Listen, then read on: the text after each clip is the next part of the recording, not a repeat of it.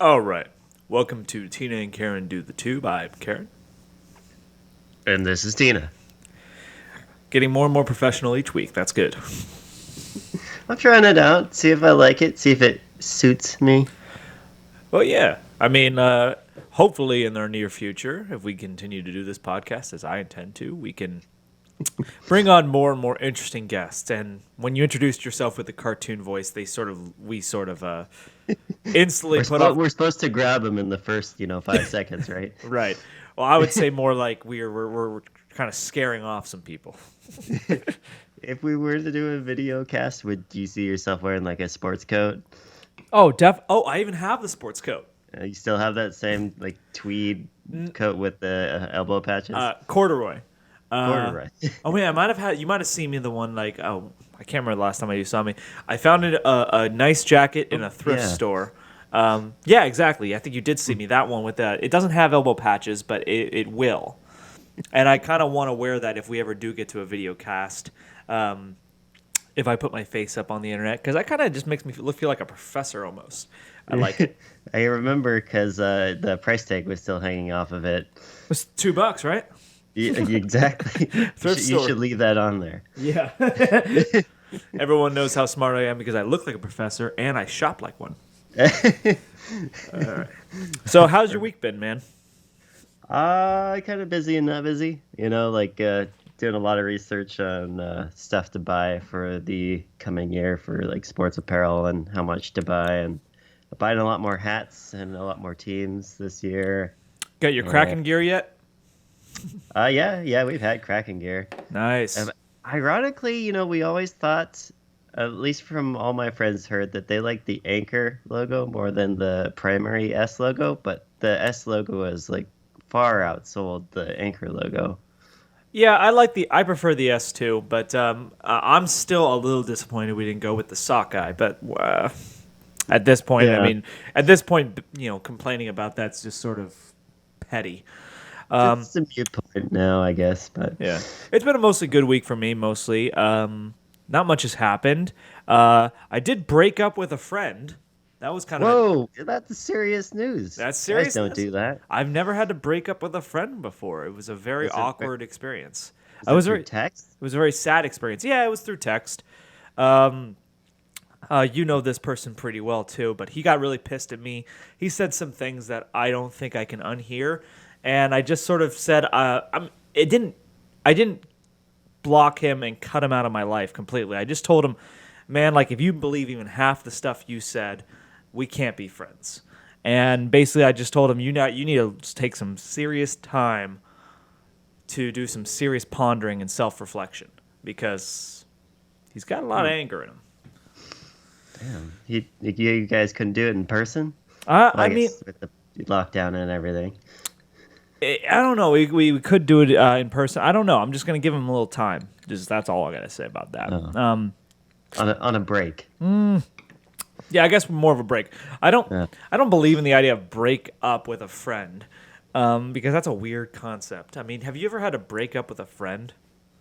No, the way the guys do it is they just hang out less over time. Yeah, you drift apart. Yeah, it's a continental shift. Right, it's a slow drift. My sister has she's been broken up with from a friend, I guess. Has she?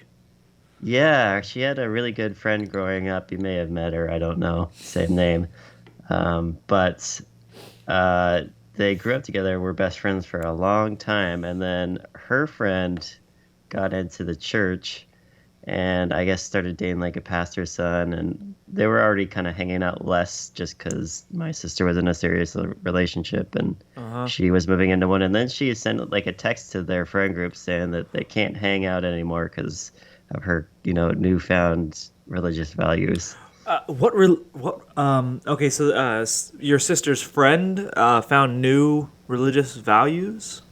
Yeah, I mean, we grew up in the church together, and her friend would, come to like youth group stuff and to, actual service eventually, sometimes too. But my sister drifted away. I drifted away.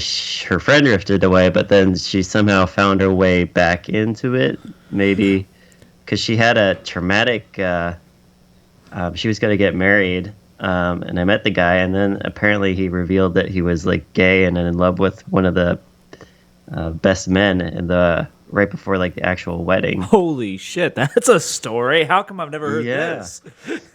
I was at the reception, the reception too, and I drove my sister and her friends back home the following day, and it was really quiet in the car. I thought they were just hungover, but apparently a lot had happened the night before.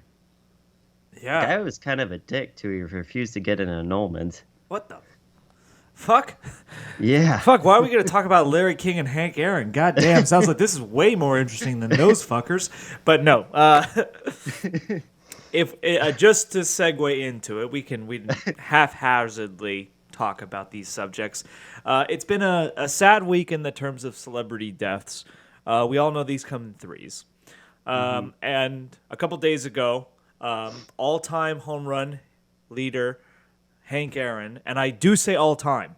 We can talk about that. Asterisk. We can talk about that. But all-time leading home run hitter Hank Aaron passed away. I think what was the age of 86? Yep. Yes. And I then didn't see what he passed away from, but I'm assuming just from old age. It's just one of those things. I didn't check out exactly what he died from, but once again, you're right. It's probably that. And then at the same time, a huge baseball fan that passed away today. Larry King. Today. Breaking news, if you haven't heard it already. Larry King is dead at age 87. Born 1933, died in 2021. I have a Reddit comment I'd like to say that I saw when I was looking up this news. And the top comment was, the guy had 9 lives and more wives. Not a bad run. Rip to the king. Right. You know, we have to pay. I don't know which figure you'd like to discuss first, but if we could start on Larry King. I think probably Larry King's the more notable death. I would sadly have to say. Who's more iconic between the two? Then you're thinking it's Larry King. I think it's Larry King. Yeah. It's a tough one because you're right. I think Larry King has. Here's why I know it's Larry King, because I think Bill Clinton. How can you imagine hosting a show that can change the course of history? That's how I know it's Larry King, because he hosted so many figures, important figures on his show. I think that I was listening to a interview with Larry King where he was the one being interviewed earlier today in preparation for this podcast. And he told of an anecdote where Bill Clinton called up Larry King and told him, you're the reason that NAFTA got passed, right? Because of your show and your interviews, they got public support, and you're the reason that NAFTA passed. So, like, Hank Aaron is a historic, iconic figure. But to non-sports fans, I don't think that it's as big a deal. Larry King, like I pointed out, literally changed the course of history with his talk show. Yeah, I mean, you could make a little bit of an argument for Hank Aaron in that, he was one of the last players at the time that he was playing to have played in the Negro League. And apparently he got a huge amount of, like, death threats and threatening, letters when he was about to break the Babe Ruth's home run record. Absolutely. And then we can talk about that, too, because as Hank Aaron, he is a symbol of our racist history. Not that he did anything, but because he broke the most iconic record in all of sports, I believe. I don't think... I was wondering about that, too, just before the cast here. I was trying to think, his home run record, is that the be-all, end-all of the, records for any sport? I think in America, for sure. I think the home run record. I mean, there's an argument... What would it be outside of America? I mean, sports outside of America is... Well, I mean, soccer is obviously the most international World Cup popular titles, sport. I guess. Or maybe Pele has that. goals. Goal scorer Ronaldo is on his... I think a friend of mine looked this up recently, but I think Ronaldo is currently third on the list of all-time goals, or he could be fourth, but he's up there. Okay. It could be that, but I mean, like, I don't know the figures ahead of Pele's ahead of Ronaldo, and then there's like one guy who's like from England back in the 30s or something. I don't remember, Oh. but like, and I talked to a guy who's an avid soccer fan. He had never heard of him, so it's not like that's an iconic. I think anyone who's a casual fan of sports here in the United States knows Hank Aaron was the home run king. So it could be the most iconic record in all of sports. Maybe Masters wins, like Jack Nicklaus. Now that's a good one. Say, That's a good argument. Golf's a really international sport. it's a tough say because I want to say maybe we kind of default to the home run record for career home runs because the baseball, it makes very few changes, and most of the changes that they make now are just to reduce the amount of time a game takes. Yeah. Whereas football and basketball have changed almost fundamentally in the last 20 or so years, whereas baseball is, besides maybe like lowering the pitcher's mound and a few other minor changes, I can't think of how different it is now than where it was in was it slow ball era or. There are definite periods in baseball, a pitching period and a hitter's period, so it alternates. But for the most part, we're looking at the same exact game that was played in 1900. Football, basketball, there's been so many, like you pointed out, rule changes that like this is not the same game. It's evolved. Baseball, it's the DH maybe. There's but that's the thing. It's very minimal changes to the actual sport. That's why baseball, even though I think football has surpassed baseball as America's favorite sport, baseball will have this kind of, it'll go down in history. I remember I remember taking a class in college, a history class. It was the American history and baseball. And like I remember taking it with a friend who was hoping it would be just a bunch of stats. Like we could talk about the history of baseball. No, it's the history of America told through the story of baseball, which was an interesting class, one of the best classes I ever took. Oh, really? Yeah, totally. It was a fun class. Basically, imagine Ken Burns' baseball series, and then that's the class.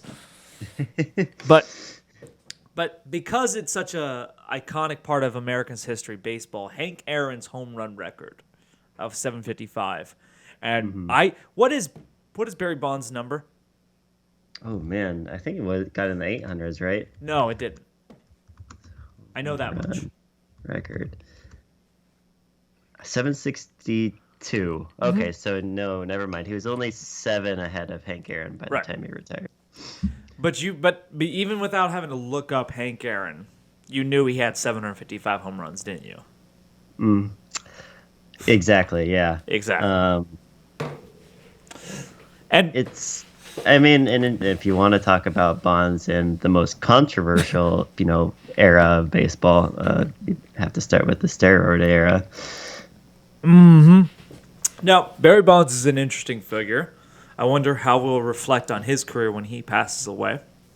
Do you think he gets in the Hall of Fame? That's a tough one. Oh, man. I think he has a better shot than, who's the gambling guy?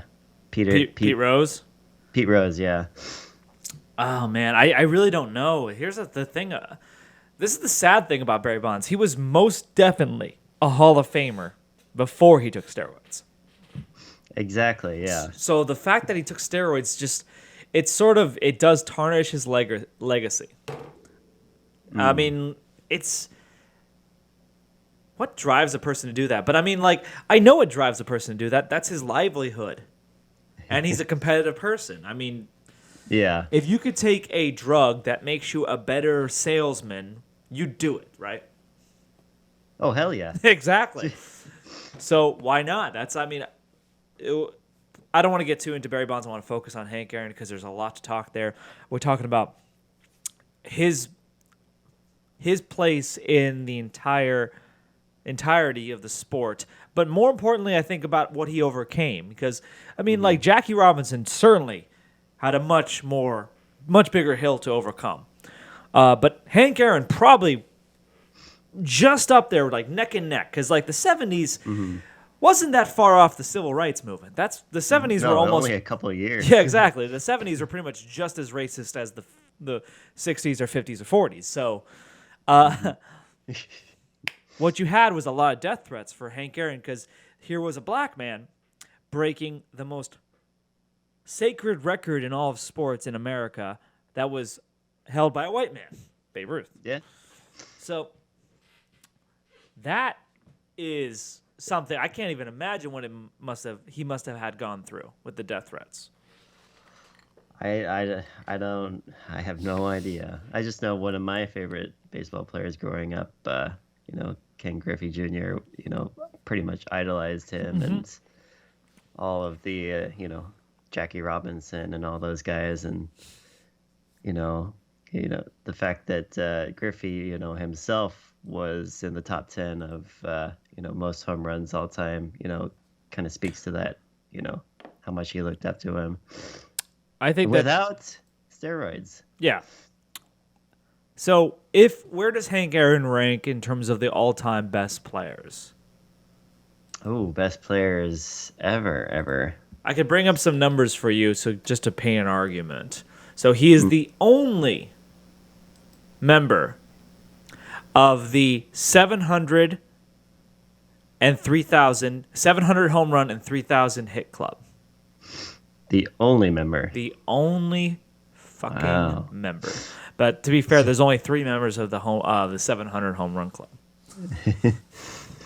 Yeah, they have Barry Bonds, Hank Aaron, and Babe Ruth. Yes, so here he is. Let's talk about some of these numbers. He is a 3-time Gold Glove winner. So could have been a little bit better on defense. He is a 21-time All-Star. He is a 1-time MVP. 21 out of 23 years All-Star. You think that's the biggest detriment against him? He didn't win more MVPs? No, I don't think so. That's not a detriment, is that you don't win MVPs. I don't know who has the most MVPs. Probably Barry Bonds. Probably. And we're not talking about him. So he has the all-time record in terms of RBIs, total bases, and, depending on your opinion, home runs. And on top of that, he has a slugging percentage above 500, a batting average, all-time batting average above 300. Oof. Yep. This And guy he knew how had to hit the ball. he had more than 25 home runs in 20 different seasons. Wow. More than 25. I mean, I guess the big argument is, do you think Griffey could have broken his record had he stayed healthy? Yes. Oh, yeah, he would have been. So, to me, Griffey's the number one of all time, but that comes with the bias because we're both from the Seattle area, right? Yeah, very recognized bias. So we're very much biased. But like Ken Griffey Jr. he got into the Hall of Fame more unanimously than anyone ever, right? But until the next year, I think when Rivera was... Mariano Rivera got 100%. I think he did. Oh, no. Hold up. Is Hold up. that or Jeter?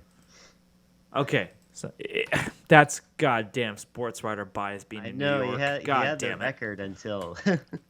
You know what they say about Mariano, like closers and relief pitchers? There are starting pitchers who couldn't cut it. I'm serious. Like Apparently, he revolutionized that idea. No. If Mariano Rivera got in with 100% voting, then that's pissing me off. Because Did I just ruin your day? might have. Hold up. It's Wow. unanimous. Oh my God, you're right. Oh, I didn't know that. Really? Yankees Mariano Rivera is the first player unanimously voted into the Hall of Fame. God damn it. It was so disappointing as a Seattle sports fan. Oh. It reminded me just like when Sean Alexander broke the, TD record for running backs, and then LaDainian Tomlinson broke it the following Just season. to break it the very next year. Yeah, I know. That's That's upsetting. This is really upsetting for me today. I didn't know Mariano Rivera got in unanimously. God damn it. Maybe known if the Mariners had played better in the last 20 years. No, there was some asshole. I'm going to find the sports writer who voted against Ken Griffey Jr. Hold up. Who voted against Gary Jr.? Let's dox this guy. Let's dox him. Let's find this guy. Who voted against Ken Griffey Jr.? Because there was one vote who didn't vote for Ken Griffey Jr. Let's find this guy's name. It's public knowledge. Is it public? No. Okay. I don't know. Because one guy didn't vote him in. This is going to take too long. It's probably Skip Bayless. But all right. Fuck that guy. But Hank Aaron. Okay, so I have a question for you. So who do you think is a more famous athlete? Hank Aaron or Willie Mays? Oh, Hank Aaron. Really? Willie Mays Hayes, had that basket catch. I think that iconic shot, and then he threw someone out. So here I got something numbers for you. Willie Mays did win Rookie of the Year. Hank Aaron did not win Rookie of the Year, and Willie Mays won 3 MVP awards. And multiple 1, 2, 3, 4, 5, 6, 7, 8, 9, 10, 11, 12, 13 gold gloves. Ooh, okay. And he's top 10 in home runs too, right? He is let's see. Okay, so this is the problem. I remember my 660. He had 660. I remember that. I remember there's probably been some guys since then who passed that. Pujols and Rodriguez. Yes. Did Pujols pass that? Good for him. Pujols. Yeah, Pujols passed it. 662. Yep. Okay, but once again, Alex Rodriguez, a juicer, and Barry Bonds, a juicer. Mm-hmm. I don't even want to talk about A-Rod. Yeah, we're not going to talk about A-Rod. Don't worry about that. Pujols That's a whole other video. Pujols is still decently on track. He's still hitting about 20 a year. Is he still playing? He's no. Holy shit! According to this article, he's still playing. He played in 2020. He had his worst year ever. He only played 39 games. Wait, did he retire? He might have retired. Did he? He did play in 2020. Yes, he did. That batting average 224. Nope, he's not retired yet. So he's still playing, and he's averaging about 20 home runs a year. He might get to the 700 club. Good for him. I always thought he'd pass it, too. Yeah, I think he did have a roid thing, though, so he's still going to have that asterisk. Oh, did he?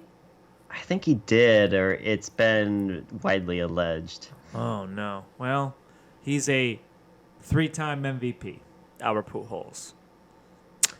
More on Hank Aaron being the Are you saying the best player in sports, or like baseball sports? Oh, baseball sports. Michael Jordan. Okay. Michael Jordan, Muhammad Ali. And the thing is, I would say, there's an argument to be made that Hank Aaron isn't the best baseball player ever. Babe Ruth makes a good argument. Ken Griffey Jr. has a good argument. Willie Mays fair has to compare pitchers and position players? No, I mean, who are you thinking? I just maybe Nolan Ryan or Cy Young or. Yeah, I think it's not fair to compare pitchers with players. I think because players take the mound every day.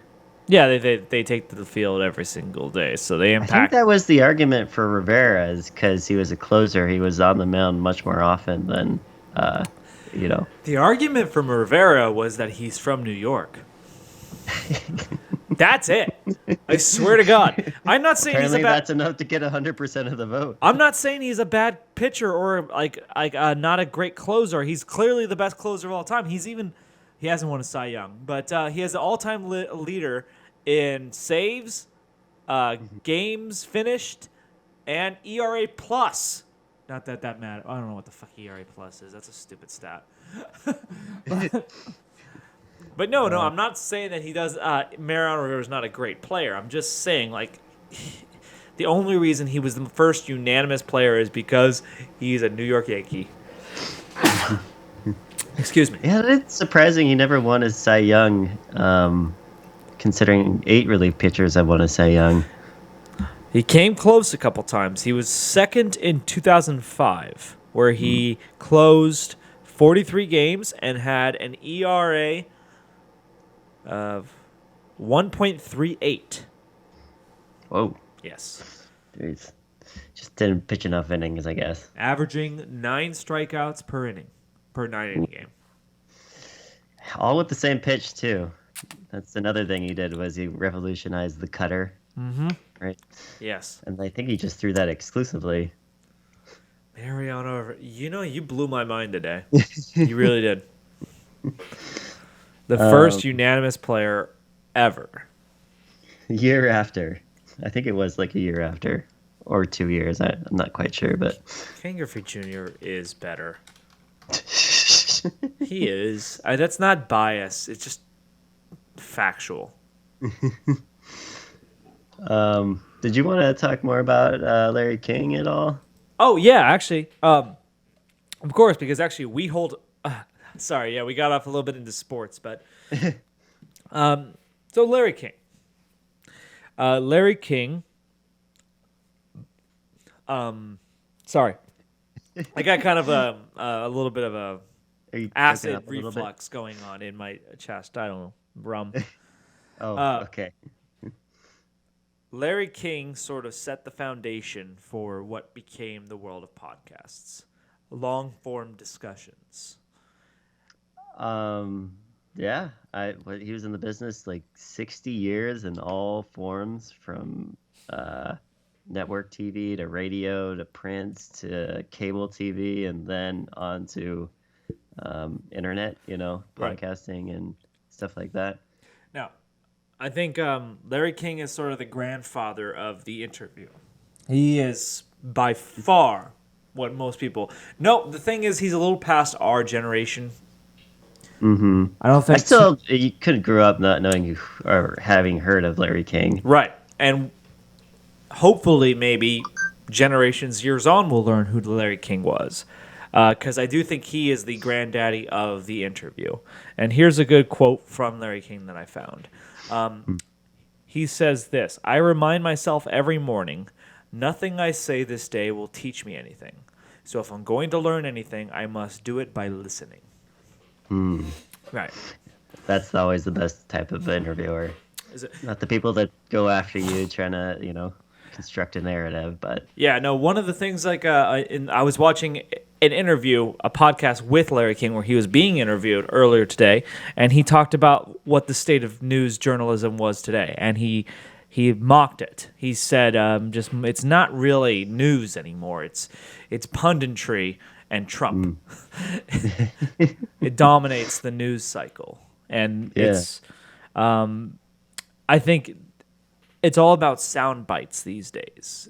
It's short clips of people discussing things, so you can try to get one sound bite that will go viral, perhaps. It's not a real... The thing about Larry King, he pioneered the long-form discussion. You sit down with a person, and you talk to him for an hour, and you get to know him. Larry King, in this interview, he said, the best gift I can give a person is curiosity. I can't disagree with that. Like, if you're not curious, then they're just... I don't think I could have anyone that wasn't curious be my friend. Well, a willingness to learn, a willingness to talk with anyone, and that's really missing these days. The willingness. What I read was he was in his style of interview was he's the one that really kind of pioneered the off the cuff sort of interview, where he didn't prepare for an interview, which was... That's 100% true too. Like, half the time when he was going into the studio, he didn't know he was interviewing that day. They gave him one blue card with a few facts about the person he was interviewing, and it was all just a discussion from there on out. It usually made for an interesting discussion. I guess like one of his more famous interviews, or more famous interviews was with Seinfeld, and Hmm. he didn't know that the network had he ended the series, and it wasn't ended by the network. I remember that interview. He was you were started one of the interview off with you were canceled. Yeah, And like Jerry Seinfeld got really offended by that because he's like, "Oh no, we walked off. We were the highest rated show on television. What are you talking about? We were 75 million views for the last episode. no." And then he really didn't prepare for interviews. But that's kind of tells you how good an interview you can be when you can just have a discussion with someone and learn about them in the discussion. Yeah, I mean, just that sort of style. Without Larry King, you don't have Howard Stern, and you probably don't have Joe Rogan after that too. That's a good call. Um, I have a theory. hmm. You can tell me what you think about this. But do you think that the end of the Larry King live show hurt America? I think it hurt CNN. Oh, it definitely hurt CNN. I was going to bring up some That's the big stats. irony out of that comment about the news is that his most famous show was on one of the most critically not well received type of media. I think CNN used to have a better reputation. Mm. Not lately. I was actually going to bring up some numbers about that because news credibility in this country is to an almost all-time low. No one trusts the media anymore. And CNN is near the bottom of trusted news sources. Actually, it's the least trusted news source right now. I think it's okay, but the overall credibility in 2020 was 51% of adults trust the media, and CNN was the bottom of trusted. And this was a poll from Morning Consult, that includes ABC, CBS, NBC, CNN, Fox News, MSNBC, New York Times, Wall Street Journal, and NPR. And CNN was at the bottom. But The fact that he came out of that though is kind of surprising because even by the time that he'd retired, they had already kind of started on their new sort of kind of 24-hour news cycle program. yeah, so the Larry King, I think when Larry King left CNN, it sort of did a real damage to the credibility of CNN for one, but not just that, more in bigger problems. It hurt the unity, if you want to call it. I hate that word lately, but the unity of this country, left, right, and center, because I think Larry King was credible. I mean, everyone knew he was a liberal, that he was left wing and a Democrat, but people actually respected his interview style. He just wanted to discuss things with people. So Yeah, I just wanted to have a good conversation, like any regular person would.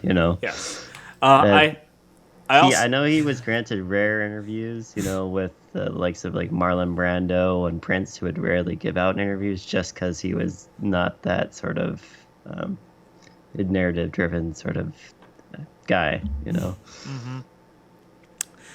I also so Larry King was replaced by Piers Morgan. Oof. Well, I actually kind of like Piers Morgan. I mean, I don't like follow him or watch him regularly, but he seems like a decent guy, and he has the same sort of I want to talk to everyone style of Larry King.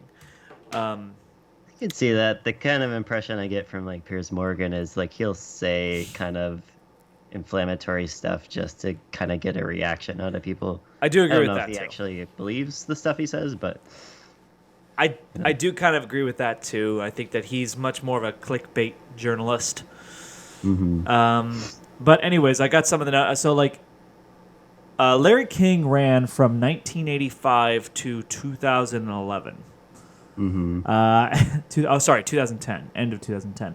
Piers Morgan took over his time slot and lasted 3 years. oh really? Yeah, it didn't last long. It started off with a bang. He had 2.1 million viewers tune in for his first show. But within a month, he was down to less than 500,000. Oh, No, but that was so actually that kind of initial like whoever takes over the Jeopardy job will probably get a ton of views, and then it might kind of trickle off after that. Yeah. But that's actually pretty decent for CNN standards because CNN, okay, so 2020 sort of reinvigorated CNN. It's Yeah, political election year. So. election year and the election year and certainly Corona. I'm not saying credibility was up, but certainly ratings were up. CNN overtook both MSNBC and Fox News for the top spot of cable news networks. Dethroned Fox News. It dethroned. It's true. It dethroned Fox News. For years, it had been number 3, and not only was it number 3, it was paltry number 3. It was getting a third of the viewers of MSNBC and a quarter of the viewers of Fox News. Something happened in 2020. Well, obviously the election happened, but their viewership was up. But in 2019, the viewership of CNN was averaging like 541,000 views a day, versus Fox News was averaging 1.3 million. So, and CNN's top show. You, but what? At certain points of this year, I just had to shut off that it was, it was too much. Absolutely. I never felt that the three years into the Trump presidency that until this year where I just couldn't, Well, we're not in this year anymore. Oh yeah, that's very true. Well, to be fair, we are in this year, but we aren't in 2021. Yeah, but we aren't in this year that was that year. That year is now this year. We're in now, sir. You've now entered the now. The segment in between the segment. It's a little Spaceballs humor. If anyone who hasn't seen that movie, please go see it. There's a tweet. I'm talking the Twitter handle of God. And it says, Larry King will not stop with the questions. This is his tweet. That's very good. Yeah, I really think that Larry King was good as a journalist, he started in sports. He wanted to be a baseball broadcaster, and he's like it's the Fear and Loathing guy author. Hunter. Sorry, what? Shoot. Hunter S. Thompson. Hunter S. Thompson. Yes. Yeah, he started in sports and then kind of moved into his own form of journalism. Right.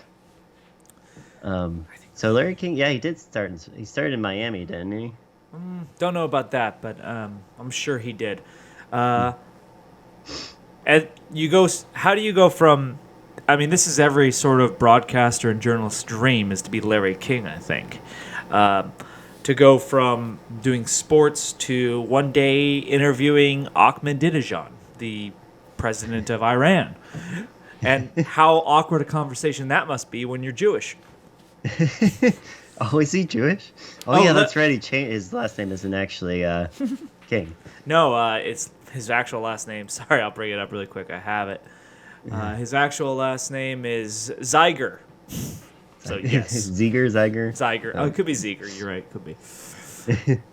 Yes. Yeah, damn. That must have been interesting. It could have been.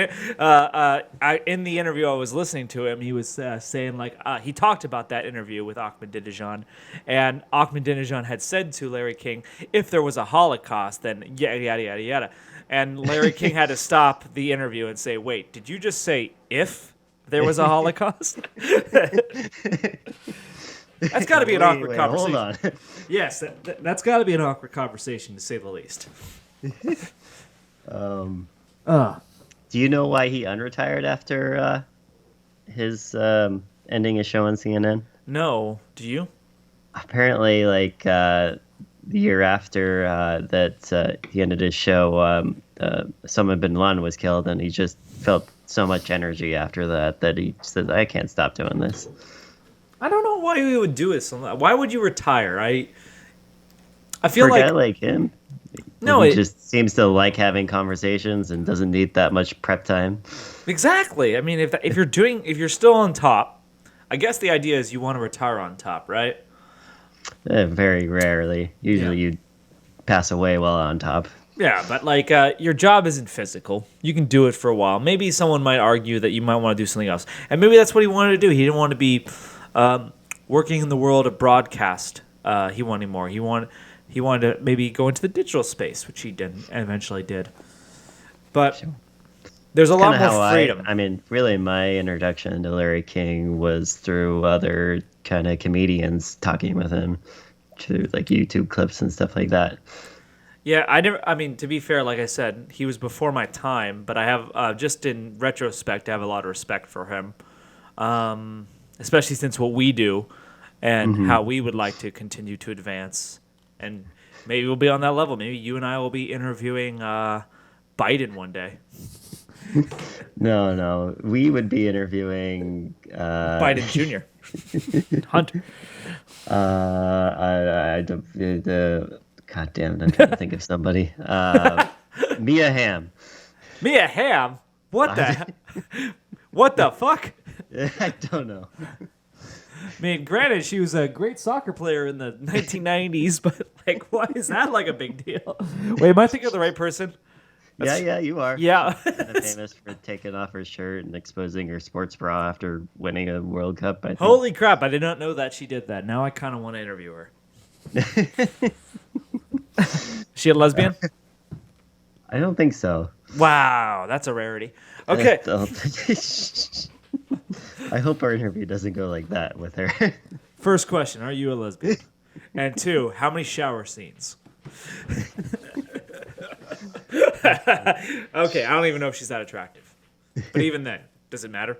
Okay, we're getting a little off. Are you surprised he lived as long as he did? He's kind of one of those guys who seemed way older than he was, right? He did. He looked like death, Well, in every single clip that I've seen him in, I don't have a lot of experience watching him on his older show or, his older interviews, but... Yeah, he's ancient. He looks like a frog. Apparently he had a quadruple bypass surgery in, like, the early 90s. Really? And he lasted that long afterwards. Yeah, good for him. Yeah. I'm surprised he wasn't older. When I actually looked up, okay, so Hank Aaron died at 84. Larry King died at 87? What? That didn't make sense to me. Hank Aaron died. Hey, that's even weirder. How so? Well, it just doesn't seem like, okay, maybe it's the fact that Hank Aaron was an athlete, so every time you see pictures of Hank Aaron, he's a young man, and the only time you ever see Larry King is as an old man. It just seems weird for me to think that they were the same age. Some people, just, get old. That's great. I don't know. Black don't crack. Yeah, black don't crack. All right, moving on. So we, okay, so before we move on to our next segment, we did ask the question. So, celebrity deaths come in threes. We have Hank Aaron, Larry King. Who's next? Who's next? Do you have a prediction? Kind of. You gave your first guess, and I gave my first guess. Over chat. But do you want to make an argument for your guess? No, because now that I think about it, she can't die. So I said the Queen of England, Queen Elizabeth II, because obviously she can't die because she's a reptilian. I was going to say she's just an immortal, but she's probably a reptilian. You're right. Lizard creature like Mark Zuckerberg. Ooh. Jesus Christ. How old is Queen Elizabeth? My first thought about who would be next would be Warren Buffett, but then I was like, oh, he's a billionaire. Okay, Queen Elizabeth is 94 years old. God damn. Yeah. Her son, Prince still Charles... driving her own car, right? I think she still drives where she goes. Really? I didn't know that. Her husband, Prince Philip, the Duke of Wales... looks even more like a reptilian. Oh, sorry, the Duke of Edinburgh. I can forget that. He's 99 years old. Jesus Christ, these people. They just look... Oh, my God. They look dead already, like zombies. I'm looking at pictures of them. That sounds like so insensitive because I know old people just decay. But, like, these people look like they're, like, kept alive artificially. Pretty much, yeah. Like, they've gone past their expiration date too far. Right. Jesus Christ. So, Could we see 100-year-old Queen of England? I think, yeah, very realistically, yeah. Yeah, nothing can kill her. So that was my guess. But like you brought up, she's an immortal, so she can't actually die. I was thinking like someone with like a reason to be dead was, my logical process, and Elon Musk. Elon Musk. He knows too much. The fossil industry wants him dead. Yes, exactly. He knows too much. That's not a bad guess, but I was like, I don't see a billionaire dying anytime soon. Too high profile? So, yeah, it had to be someone high profile. What about Jack Ma? Ooh. I guess China would be the exception, right? I'm just saying, like, billionaires disappear all the time. Because they can. Yes. Fucking criticize the Chi-Com. The Chi-Com. Yeah, you criticize the Chinese Communist Party, you're gone. Well, actually, you know what? I saw a meme and I was gonna send it to you. And we don't need to segue too far into this, but like, it was something like if you criticize the Chinese Communist Party, they make you disappear overnight. And then it was a picture and it was a video of in Russia. So the protests are going on in Russia in support of Alexei Navalny. Like they just fucking walk up to a woman who's being interviewed and then they arrest her. What? Well, yeah, I'll send you the meme. But basically, the joke is like they make you disappear overnight. That's China. They do things in behind closed doors. Russia doesn't give a fuck. They'll just fucking walk up and just take you in front of the media and everyone. They'll just arrest you. At least with China, they won't know you're gone for 48 hours. Right, Tiananmen Square guy. Oh God. Whoever heard of Tiananmen Square? Nothing happened here. That was a Simpsons joke. Like on this day, or it might have been Family Guy. On this day, 1980, nothing happened. It was 89. It might have been 89. The least newsworthy day of all time. Right, exactly. Nothing happened. What was I gonna say? I know, like even like journalistic access. I don't even know if journalists can access China now, but like beforehand, even before like the kind of trade dispute that's going on, like journalists would have to like book a flight in like a few hours, and then try to like evade like Chinese, authority figures once they landed in China, just to try and get like, interviews or news information, because they'll like check flight logs into flying into China, and see if they'll look up every single passenger and see if they're like journalists or right who that person is that's coming in. China is just North Korea with money. That's all it is. Mm-hmm. Pretty much. I mean, without China, I don't know if North Korea exists. Exactly. Which is kind of sickening to think that when Hollywood supports China, you realize they're actually supporting North Korea. I do know that a lot of Chinese money flows into Hollywood. Right. And, like, of course, because there's a huge market for, like, moviegoers in China. The only sad part is, just like, as Hollywood does everything they can to protect China, that's actually protecting the prison camps that is North Korea. But, I mean, we don't need to get too far into the reeds in terms of, like, corruption here in the West. I'm still going over that guy that person giving an interview in Russia and just being. Yeah, I swear to God, I'll send you the video. You should send that. It's fucking crazy. The joke is just like in China, if you criticize the Chinese government, you disappear overnight, and then it's just like a police officer grabbing a woman being interviewed as she's being interviewed, and they just arrest her. We're laughing about it, but it's terrifying. But it's yeah. You criticize the U.S. government, you get what's it? Where you can stay in a certain country as like a political asylum. Yeah. You can expose With people's Edward crimes Snowden. in the U.S. government and get asylum. That's what I don't want to get too much more into politics. I like to move on, but like Trump is sort of on my shit list. I was really hoping he pardoned Assange and Snowden, and he didn't. So fuck him. No, I was kind of hoping that too. Yeah, Everyone was hoping it, but apparently Bill Barr talked Trump out of pardoning Snowden.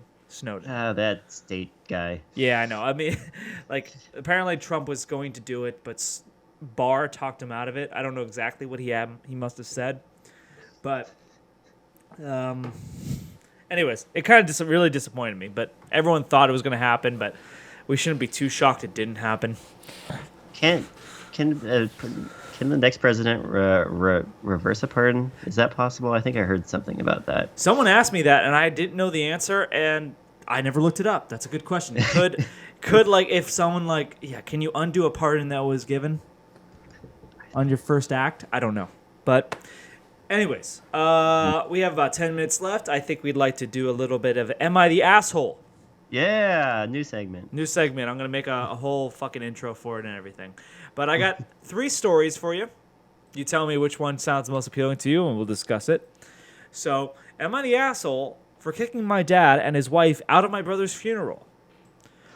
Or am I the asshole for adopting my sister's former dog when he got put up for adoption? Or lastly, am I the asshole for laughing at my mom after she had my dad insisted telling my boyfriends to leave the house? So we got kicked out of a funeral, adopting a dog, or mom kicks boyfriend out of house. There's more context to all these, right? Yes, of course. Am I the asshole for kicking my parents out of my wedding? The funeral. Funeral. Oh. Okay. All right, I'm going to read you the full context of this story, and we can discuss, is this person really the asshole? So, am I the asshole for kicking my dad and his wife out of my brother's funeral? I am a 25-year-old female, lost my mother 3 years ago. I had a 14-year-old brother who was living with my dad at the time. My dad married my stepmom, who was openly disrespectful of our mother's memory and treated me and my brother poorly.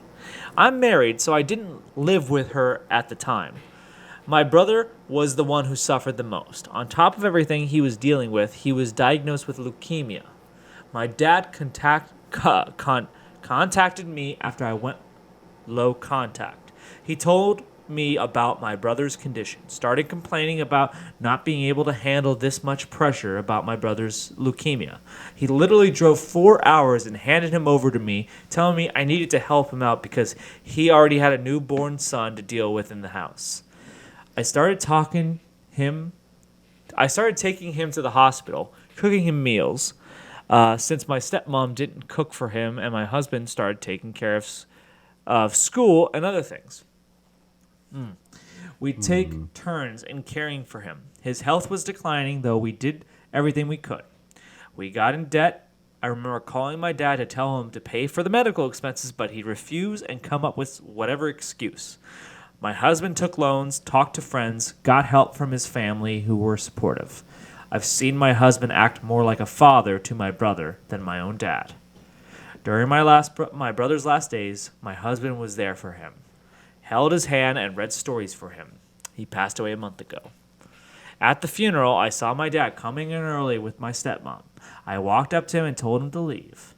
He started berating me, telling me that it was his son and I was out of line to talk to him like that. His wife started defending him, calling me disrespectful and just talking about guests her family attended, so I needed to behave. I blew up at them, repeatedly told them to leave. My husband got involved, and that's when my dad started calling him names like narcissist and other bad names. My aunt sided with my dad and wanted me to stop causing a scene. I had him and his wife removed after he lashed out at me, and my husband and was disrespectful to everyone. My husband and I were disrespected to everyone. I don't know what that sentence was. Okay, I got the gist of it. Okay, so basically, some quick summary. The dad abandoned her brother because he couldn't handle the kid with the cancer anymore, and this woman and her husband basically took care of the kid. I don't know if it's a kid exactly. I think it probably is. And the kid passed away, and then the dad finally wants to show up for the funeral of his dead son, and they try to kick him out. So, to you, do you think this woman's being an asshole? for not letting her dad attend her brother's funeral?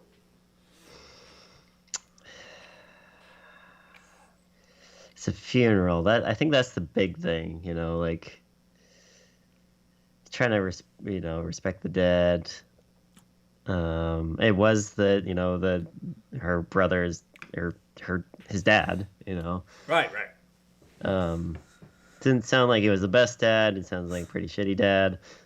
I don't know if he attempted to visit him before he died.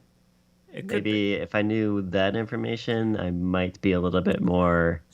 So here's Do you know if he ever tried to visit him in the hospital? I don't know exactly. It's not listed in the story, but here's a comment that's worth interesting. Given that the brother was a minor, this could be considered parental abandonment, which is illegal. Ooh. Okay. Okay, so that could be something to consider when thinking about, is this woman being an asshole for kicking her father out of her brother's funeral? Mm-hmm. Do you think anyone else in the funeral would have kicked the dad out? I don't think anyone else would have the cause to do it. Okay. Like if you're just an extended family member and you don't know any better, you just think that this is the father and he has a right to be there. The only reason I think that this woman is so passionate about making sure her father isn't at the funeral is because that's how she sees it. He abandoned his son and put it all on her and her husband to take care of the kid, and they took on debt. They took on medical debt to take care of this kid. Now I'll give you my thoughts about this. So, well, the thing with I'm the asshole is someone's the asshole, right? Is it the dad the asshole, or is she the asshole?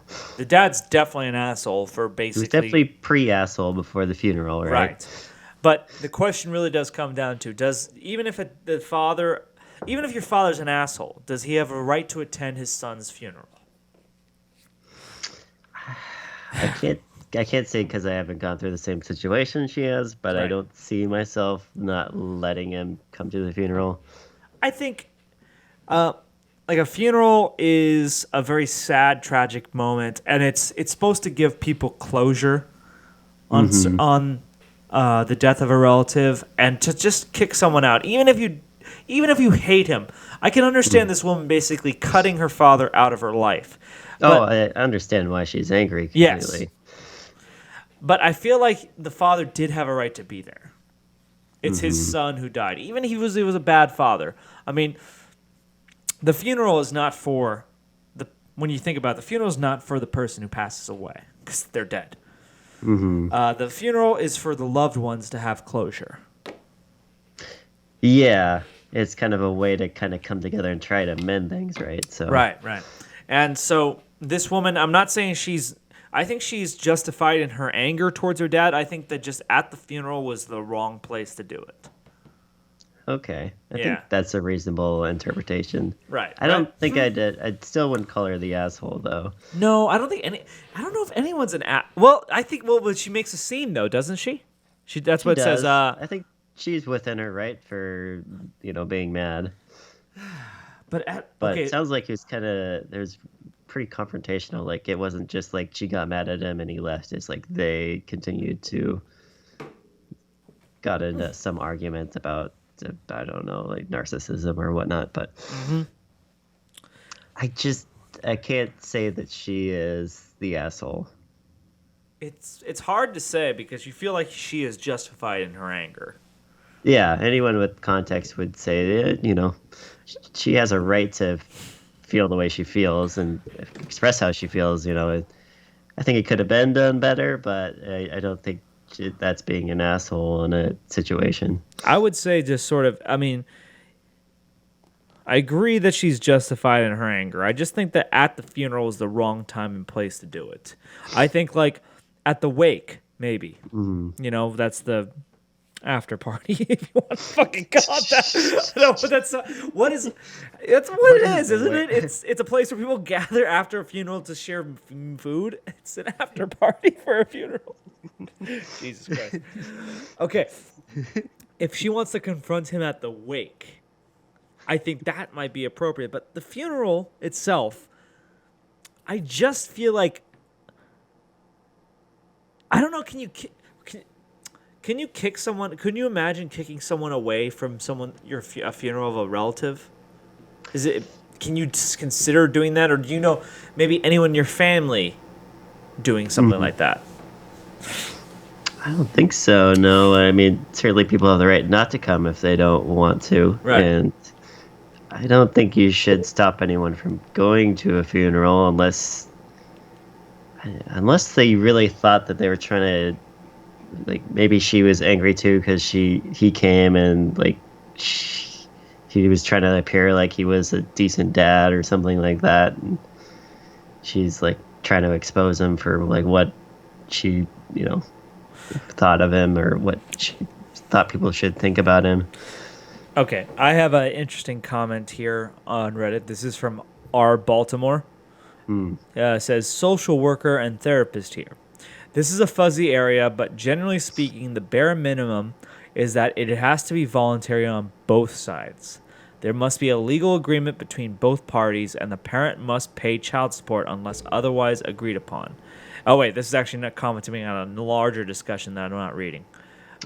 So, never mind. Fuck it. I think the dad's still the bigger asshole. This one guy says, I'm assuming that the dad and the stepmom just turned up at the funeral without even bothered to arranging or paying for anything. It's disgusting behavior, but it's his son. The OP is being the asshole. Hard take. Although there's certainly plenty of people out there saying not the asshole. They're saying like the larger family seem to be siding with the father. That seems to be what the take is. I think that's my take too. I go think ahead. he had every right to go. There's no, unless she thought he was going to cause a scene, which she ended up causing a bigger scene. I don't think, unless she thought he was going to do something that would have caused some damage to the I don't know, family afterwards, then I don't see why not. I think we can definitely agree the father is the asshole for abandoning the child in the first place, right? If that was the scenario, because whether it's hard on you or not, that's not really that's you're the parent, you're the father. Yeah, it can be hard. You gotta I hate this expression, but fucking man up. It's your kid. Take care of your kid. Oh my Let's say God. it was like a different situation, like a homeless person? He hadn't had any connection with the son at all for, let's say, a long period of time, like 10 plus years. Ooh. And then he just kind of shows up randomly. Should she still kick him out? Let's say that there was more time that had passed in between, him appearing. That's a kind of a good question, because like if a larger amount of time passes, it kind of makes the father look more and more like the asshole, more and more like a dick, because It's kind of thinking that, yeah. like you never like basically bothered to be involved with this kid's life, so why do you get to be? But here's the really, it's kind of an absolute thing for me.